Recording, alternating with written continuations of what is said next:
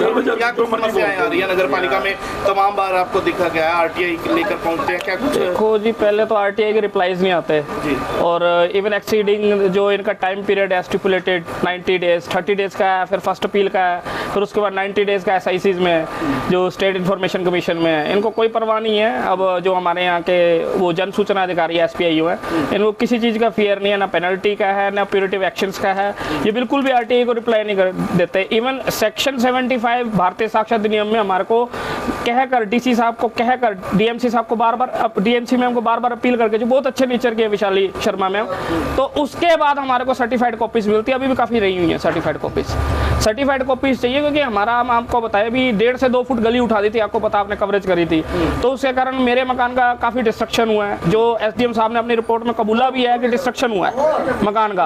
और 5 से 6 लाख तक का हमने एस्टिमेट रफली बनाया है। उसमें जो है कई जो सिविल इंजीनियर्स है जो बाहर के, जिन्होंने कोर्ट में गवाहियाँ भी देनी होती है, उन तक को धमकाया हुआ है अभी आपने रिपोर्ट नहीं देनी। तो फिर ये रफ एस्टिमेट बना था कि 5 से 6 लाख तक का, असल में इससे भी ज़्यादा हो सकता है। बहुत ज़्यादा क्रैक्स आए हैं दीवार के अंदर, बहुत सारा। और ये डिस्ट्रक्शन की जिम्मेवार नगर पालिका कमेटी है, क्योंकि जब सुप्रीम कोर्ट की हिदायत है इस चीज़ में, अंबिकापुर और वो बिलासपुर वाला केस था रायपुर छत्तीसगढ़ का, तो वहाँ पे 2018 में सुप्रीम कोर्ट ने ये ऑर्डर दे दिया था कि जो पहले से मौजूद गली है, जो भी कंक्रीट की है, सीमेंट की है, टाइल्स की है, उसकी पहले परत आप निकालें, फिर उसके बाद उसमें डामर जो भी आपने उसके अंदर आपने कोर सेट वगैरह जो भी यूज़ करना है, बजरी रेता जो भी करना है, उसको उसी लेवल पे बनाया जाए।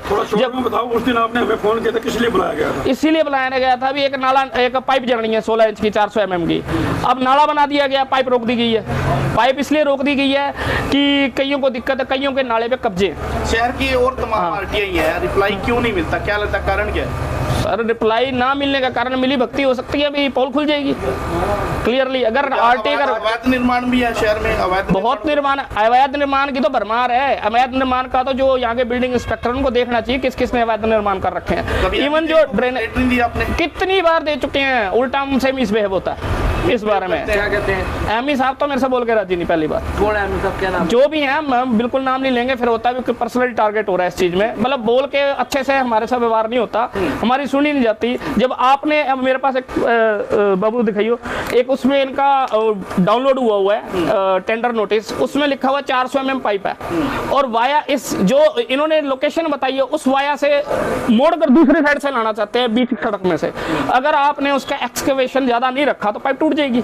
या तो आपने उसकी डेप्थ 4 फुट रखी हो नीचे, फिर तो ठीक है। 4 फुट की डेप्थ नहीं है, पाइप बीच में से लेके जाना चाहते हैं। क्या सरकारें जो पुराने टाइम में प्लान करती थी, जो बड़े बड़े इंजीनियर्स थे या फिर इसके वो थे डिजाइनर्स थे, वो किस लिए डिजाइन करते थे कि दोनों साइड नालियां रखते थे, एक ही साइड रख लेते। तमाम रेजिडेंशियल एरिया को कमर्शियल बना दिया गया, कुछ राय रखना चाहेंगे? बिल्कुल नहीं होना चाहिए रेजिडेंशियल, इसके भी कोई नॉर्म्स है। अगर किसी रेजिडेंशियल जगह को कमर्शियल में कन्वर्ट करना है तो सरकार के कुछ नॉर्म्स है, उसकी सड़क की चौड़ाई, पार्किंग की जगह भी, पार्किंग कहाँ पर है, पार्किंग अगर जगह नहीं है, मैंने देखा है शहर के अंदर 20-20 फुट की सड़क के ऊपर इन्होंने कमर्शियल जो है अलाउ कर रखे हैं, और आरटीए लगाओ तो कोई जवाब नहीं होता इस चीज में। कम से कम 40 फुट की जगह, जहां तक मुझे पता है 40 फुट तक की सड़क होनी चाहिए एक रेजिडेंशियल को कमर्शियल कन्वर्ट करने के लिए।